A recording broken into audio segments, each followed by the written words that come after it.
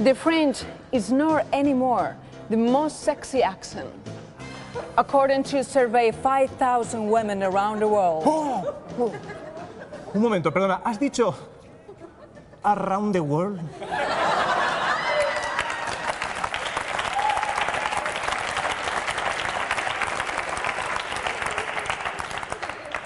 No, he dicho around the world. ¡Oh!